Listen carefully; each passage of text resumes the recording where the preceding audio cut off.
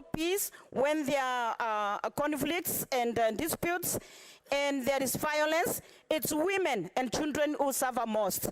And it is very important to maintain peace in this country. Mr. Speaker, sir, when we are talking of every election, there one person who is claiming this and that, I want to remind this House, it is the wearer of the shoe who knows where it pinches most. When one is denied his victory, it is him who knows what to say, because the victory is his and it has been snatched away from him.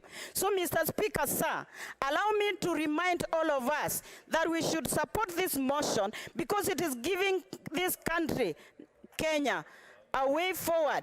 And we trust the process, we trust the people who have been placed and appointed to lead this dialogue.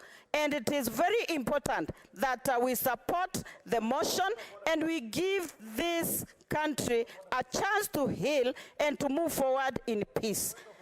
Mr. Speaker,